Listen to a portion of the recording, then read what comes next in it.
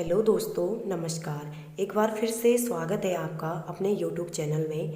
आज के इस वीडियो में हम टीचिंग एप्टीट्यूड के 30+ क्वेश्चंस लेकर आए हैं आपके लिए। यह वीडियो का पार्ट 3 है। पार्ट 1 और पार्ट 2 वीडियो ज़रूर देखें। आपसे रिक्वेस्ट है कि इससे आपको बहुत यूज़फुल क्वेश्चंस मिलेंगे। वीडियो की लिंक आपको डिस्क्रिप्शन में दी गई है। अगर आपको हैंड रिटन नोट्स की PDF फ्री में चाहिए तो टेलीग्राम ग्रुप ज्वाइन करें। टेलीग्राम का लिंक भी आपको डिस्क्रिप्शन में दिया गया है। आइए शुरू करते हैं आज की वीडियो को। इससे पहले प्लीज़ वीडियो को लाइक शेयर कीजिए, चैनल को सब्सक्राइब जरूर कीजिए, बगल में बेल आइकन को प्रेस करना ना भूलें। इससे आपको न्यू वीडियो की नोटिफिकेशन टाइम टू टाइम मिलती रहेगी। तो आइए शुरू करते हैं आज के वीडियो को। आज की वीडियो में क्वेश्चन नंबर 61 से शुरू है। 60 तक हमने वीडियो के पार्ट 1 और पार्ट 2 में कवर कर लिए हैं। आप वो वीडियो देख सकते हैं। आज है क्वेश्चन नंबर 61 से। क्वेश्चन नंबर 61 से है, भारत में प्रौढ़ शिक्षा कार्यक्रमों की असफलता का कारण क्या है? ए है अनुदेशकों एवं अन्य कार्यकर्ताओं की लापरवाही, बी है प्रौढ़ों के लिए किसी अतिरिक्त अभिप्रेरणा की व्यवस्था न होना, सी है उचित निगरानी का अभाव और डी है उपरोक्त सभी।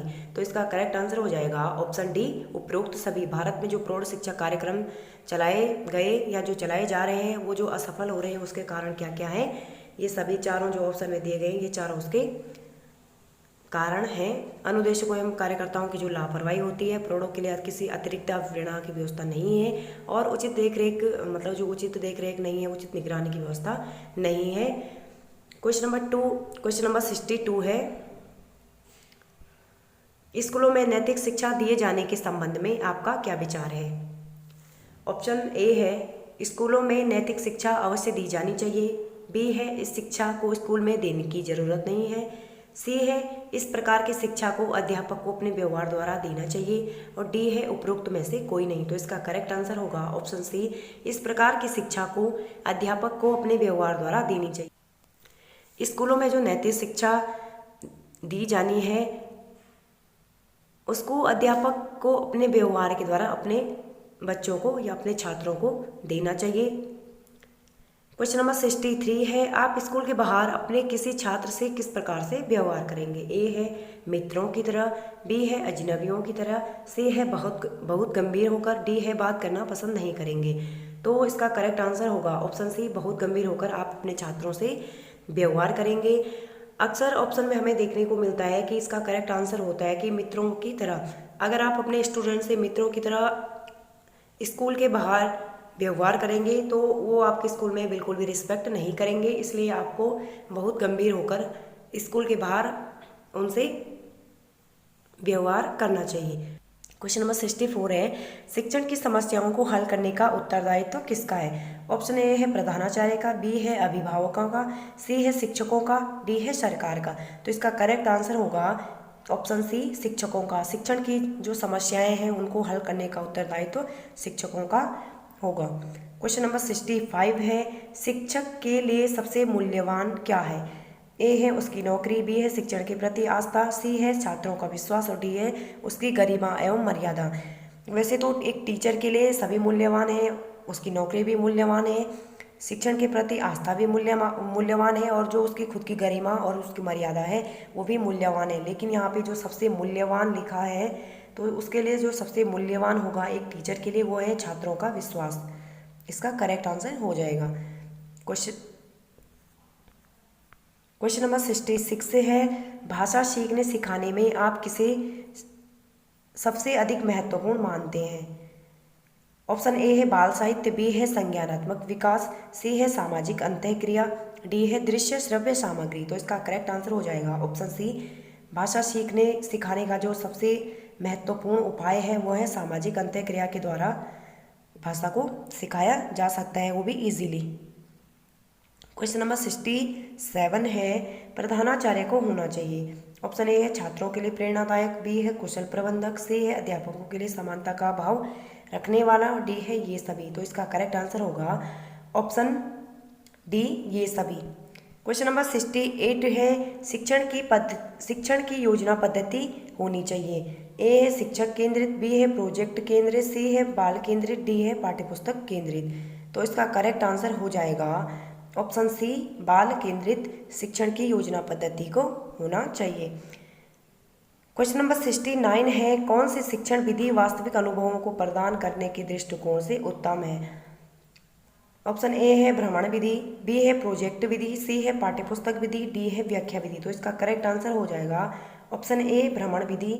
क्वेश्चन नंबर 70 है, शिक्षकों को राष्ट्र भावना के विकास के लिए क्या कदम उठाने चाहिए? इंपॉर्टेंट क्वेश्चन है।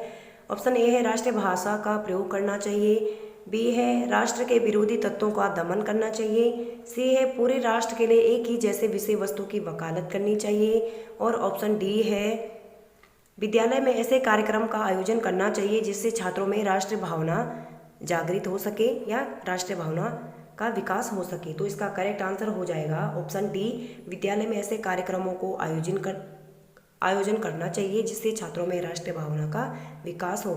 क्वेश्चन नंबर 70 का डी करेक्ट आंसर होगा। क्वेश्चन नंबर 71 है,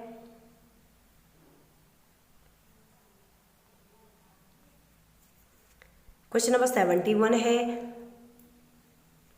किसी भी विषय वस्तु को छात्रों को सरलता से सिखाने के लिए टीचर का गुण होना चाहिए। ए है आत्मविश्वास, बी है विषय वस्तु का ज्ञान, सी है प्रभावी अभिव्यक्ति, और डी है सहृदयता। यानी कि किसी भी विषय वस्तु को छात्रों से सरलता से सिखाने के लिए एक टीचर का क्या गुण होना चाहिए? तो वो है ऑप्शन सी प्रभावी अभिव्यक्ति। यानी कि वो जो भी विषय वस्तु जो भी टॉपिक पढ़ा रहा है उसको अट्रैक्टिव तरीके से छात्रों के सामने या छात्रों के सम्मुख उसको अभिव्यक्त करे, जिससे सरल से सरल तरीके से और प्रभावी तरीके से, जिससे कि छात्रों को सरल और सहज तरीके से सीख सकें। क्वेश्चन नंबर 72 है, शिक्षण में छात्रों की सर्वाधिक भागीदारी संभव है। ऑप्शन ए है व्याख्या विधि द्वारा, बी है चर्चा विधि द्वारा, सी है पुस्तक विधि द्वारा, पाठ्य विधि होगा यहाँ पे, डी है श्रव्य दृश्य सामग्री द्वारा। यानी कि जो टीचिंग में जो छात्रों की सर्वाधिक भागीदारी होगी वो किस विधि के द्वारा होगी? तो इसका करेक्ट आंसर होगा ऑप्शन बी चर्चा परिचर्चा विधि के द्वारा या वाद विवाद विधि के द्वारा छात्रों की जो टीचिंग में सर्वाधिक भागीदारी संभव है। क्वेश्चन नंबर 72 का बी आंसर करेक्ट होगा। क्वेश्चन नंबर 73 है, विद्यालय के सभी कार्यक्रमों में भाग लेना चाहिए क्योंकि इससे सीखने का अवसर मिलता है। बी है व्यक्तित्व का विकास होता है, सी है आत्मविश्वास बढ़ता है, और ऑप्शन डी है ये सभी। तो इसका करेक्ट आंसर हो जाएगा ऑप्शन डी। यानी कि जो स्कूल में जो कार्यक्रम होते हैं उससे बच्चों को सीखने के अवसर भी मिलते हैं, उनके व्यक्तित्व का विकास भी होता है और उनमें आत्मविश्वास भी बढ़ता है। तो क्वेश्चन नंबर 73 का करेक्ट आंसर हो जाएगा ऑप्शन डी ये सभी। ये इंपॉर्टेंट क्वेश्चंस है। क्वेश्चन नंबर 74 है, कक्षा में सृजनात्मक चिंतन के विकास हेतु शिक्षक को चाहिए कि वो कक्षा में ए है उन्मुक्त वातावरण रखे, बी है छात्रों को नियंत्रित रखे, सी है उन्हें परंपराओं से न हटने दे, डी है कदम कदम पर उनको सही दिशा प्रदान करे। तो इसका करेक्ट आंसर हो जाएगा ऑप्शन डी कदम कदम पर उनको सही दिशा प्रदान करें जिससे कि कक्षा में सृजनात्मक चिंतन का विकास हो सके, बच्चे क्रिएटिव हो सकें। क्वेश्चन नंबर 75 है, छात्रों के साथ अच्छा तालमेल विकसित करने के लिए एक शिक्षक को क्या करना चाहिए? ए है अपने छात्रों से प्यार करें, बी है सभी छात्रों से मित्रता का व्यवहार करें, सी है व्यक्तिगत ध्यान देवें, और डी है अच्छी तरह से संवाद करें। तो इसका करेक्ट आंसर होगा ऑप्शन डी अच्छी तरीके से अपने बच्चों से संवाद करें, यानी कि चर्चा परिचर्चा करें, उनके साथ बातचीत करें। क्वेश्चन नंबर 76 है, क्वेश्चन नंबर 76 है, कक्षा में कुछ बच्चे लगातार गृह कार्य नहीं कर रहे हों तो तब आप क्या करेंगे? ए है उनकी अवहेलना करेंगे, बी है कारण जानने का प्रयास कर मदद करेंगे, सी है उन्हें कक्षा में नहीं बैठने देंगे, और डी है उपरोक्त में से कोई नहीं। तो इसका करेक्ट आंसर हो जाएगा ऑप्शन बी कारण जानने का प्रयास करेंगे और उसके बाद उनकी मदद करेंगे। क्वेश्चन नंबर 76 का करेक्ट आंसर बी हो जाएगा। क्वेश्चन नंबर 77 है, कक्षा शिक्षण के दौरान कोई छात्र पढ़ाई की ओर ध्यान नहीं दे रहा है तो आप ऐसी स्थिति में क्या करेंगे? तो ऑप्शन ए है छात्र को डांटेंगे, बी है उसे चेतावनी देने के बाद कक्षा से निकाल देंगे, सी है पढ़ाते समय उससे प्रश्न पूछते रहेंगे ताकि उसका ध्यान पढ़ाई में लगा रहे, और डी है उसको स्पष्ट बता देंगे कि या तो ध्यान दे या फिर कक्षा से बाहर चला जाए। तो इसका करेक्ट आंसर हो जाएगा ऑप्शन सी, पढ़ाते समय उससे प्रश्न पूछते रहेंगे ताकि उसका ध्यान पढ़ाई में लगा रहे। अगर आप बच्चों से टीचिंग के टाइम पे क्वेश्चन आंसरिंग करते रहेंगे तो इससे उन्हें डर लगा रहता है कि कहीं टीचर मेरे से ना पूछ ले, कहीं मेरे से ना पूछ ले, तो वो ध्यानपूर्वक सुनते हैं और कम से कम चुपचाप तो बैठे ही रहते हैं। आप इस टीचिंग मेथड के द्वारा बच्चों का ध्यान पढ़ाई में लगा सकते हैं। क्वेश्चन नंबर 78 है, मूल्य आधारित शिक्षा क्या है? ए है विद्यार्थी को स्वस्थ बनाना, बी है विद्यार्थी को नौकरी प्राप्त करने के लिए तैयार करना, सी है सद्गुणों का समावेश करना, डी है व्यक्तित्व का सर्वांगीण विकास करना। यहाँ पे मूल्य आधारित शिक्षा पूछा गया है तो इसका करेक्ट आंसर हो जाएगा ऑप्शन सी, सद्गुणों का समावेश करना। यानी कि मूल्य आधारित शिक्षा का मतलब होता है कि जो सद्गुण होते हैं वो एक बच्चे में कैसे विकसित किया जाए, इसका विकास कैसे किया जाए। क्वेश्चन नंबर 79 है, शरारती छात्रों के साथ शिक्षक का व्यवहार होना चाहिए। ऑप्शन ए है कठोर, बी है विनम्र किंतु दृढ़, सी है तटस्थ, डी है सहानुभूतिपूर्ण। तो इसका करेक्ट आंसर हो जाएगा ऑप्शन बी, विनम्र किंतु दृढ़। कभी कभी टीचर को दृढ़ भी होना चाहिए और दृढ़ होने के साथ साथ विनम्रता भी दिखानी चाहिए। क्वेश्चन नंबर 80 है, प्राथमिक शिक्षक के बच्चों को पढ़ाना सिखाना हो तो उसका कठिनाई स्तर, यानी कि उनको किस शिक्षण सूत्र के द्वारा उनको पढ़ाया जाए। ऑप्शन ए है अमूर्त से मूर्त की ओर, बी है कठिन से सरल की ओर। यहाँ पे प्राथमिक स्तर के बच्चों के बारे में पूछा जा रहा है तो उनको अमूर्त से मूर्त की ओर कैसे पढ़ाया जाएगा, यानी कि जब उनको मूर्त चीज़ों के बारे में बताया जाएगा तभी तो वो अमूर्त की ओर आगे बढ़ेंगे। कठिन से सरल की ओर, ये भी गलत हो जाएगा। यहाँ पे है सरल से कठिन की ओर और ऑप्शन डी है विशिष्ट से सामान्य की ओर। तो इसका करेक्ट आंसर हो जाएगा ऑप्शन सी, सरल से कठिन की ओर। यानी कि पहले उनको सरल चीज़ों के बारे में बताया जाएगा, सरल चीज़ों से शुरुआत की जाएगी, फिर उनकी 1 है, अधिगम को प्रभावित करने वाले कारक क्या क्या है। ऑप्शन ए है भूख एवं परिपक्वता, बी है प्रशंसा एवं निंदा, सी है शिक्षण पद्धति एवं अभ्यास, डी है उपरोक्त सभी। अधिगम का मतलब है कि सीखना, यानी कि सीखने, किसी भी बच्चे को सीखने में जो कारक बाधा डालते हैं वो क्या क्या हो सकते हैं। भूख और परिपक्वता भी हो सकते हैं, प्रशंसा एवं निंदा भी हो सकते हैं। आप किसी बच्चे की प्रशंसा करेंगे तो वो स्टेप बाय स्टेप सीखता जाएगा और उससे निंदा करेंगे तो उसको डिमोटिवेट हो जाता है। सी है शिक्षण पद्धति एवं अभ्यास, यानी कि आपका जो टीचिंग मेथड है वो सही नहीं है, जो अभ्यास कार्य है वो प्रॉपर तरीके से सही नहीं है। तो इसका करेक्ट आंसर हो जाएगा ऑप्शन डी, उपरोक्त सभी। यानी कि अधिगम को प्रभावित करने वाले ये जो जितने भी कारक हैं ये करेक्ट, ये सही हैं। क्वेश्चन नंबर 82 है, सृजनात्मक बालक की प्रवृत्ति होती है, यानी कि जो क्रिएटिव बालक होते हैं, क्रिएटिव स्टूडेंट होते हैं, उनकी प्रवृत्ति क्या होती है। ऑप्शन ए है सृजनात्मक बालक अमान्य कार्य करते हैं, बी है सृजनात्मक बालक सदैव सफलता की ओर उन्मुख रहते हैं, सी है सृजनात्मक बालक आलस्य युक्त होते हैं, डी है उपरोक्त सभी।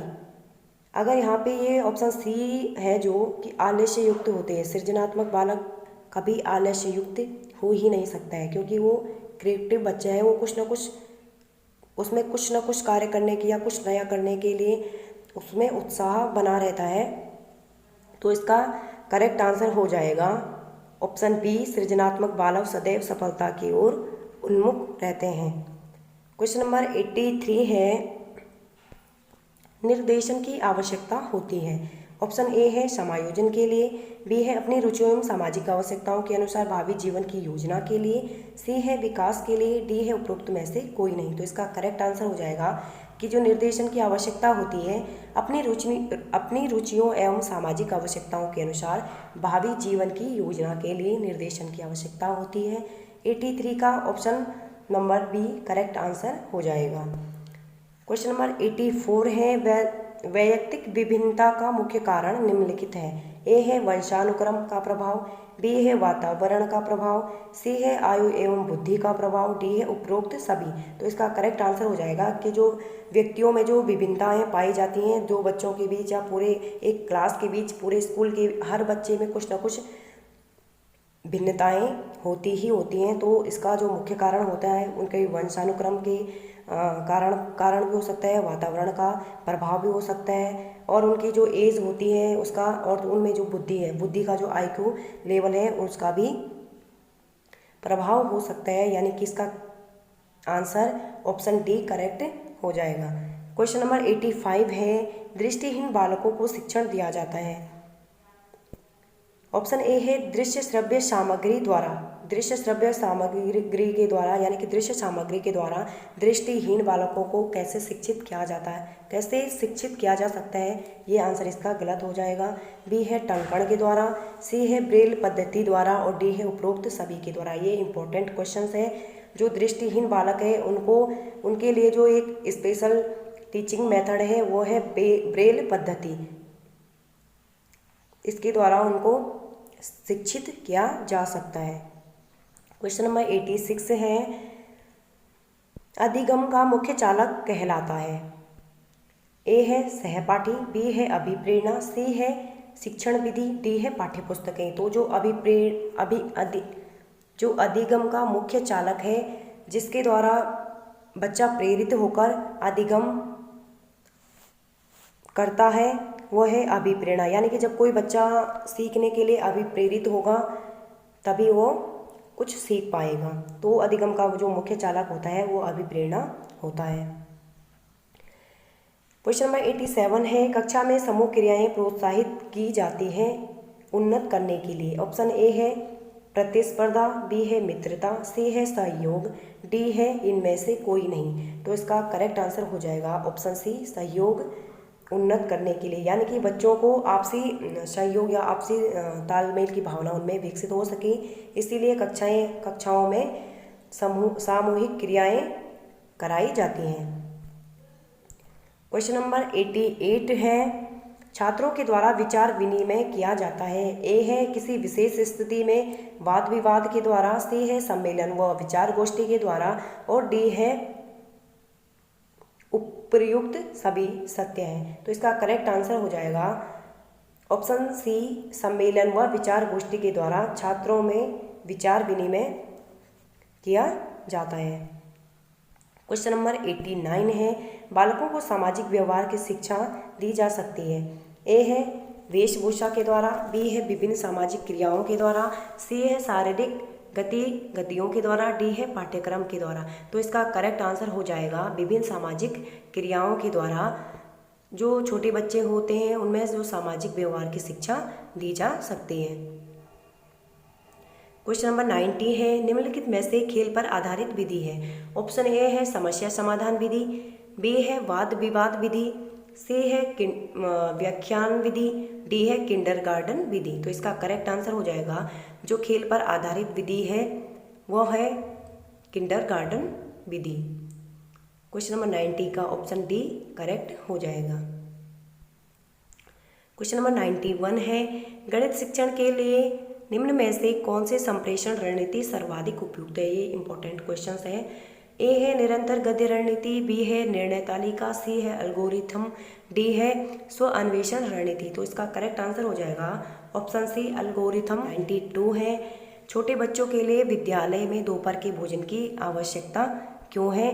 ऑप्शन ए है बच्चे बार बार खाने के आदी होते हैं, बी है बच्चों को भूख लगती है, सी है बच्चों को कुछ पौष्टिक भोजन मिल जाता है, और डी है बच्चे स्कूल से घर भागते हैं। तो इसका करेक्ट आंसर हो जाएगा ऑप्शन सी, बच्चों को कुछ पौष्टिक भोजन मिल जाए, इसके लिए छोटे बच्चों को स्कूल में दोपहर का भोजन जो मिड डे मील योजना शुरू की गई है वो इसी मकसद से शुरू की गई है, ताकि बच्चों को कुछ पौष्टिक भोजन मिल जाए पढ़ाई के साथ साथ। तो ये थे आज के इम्पोर्टेंट MCQ।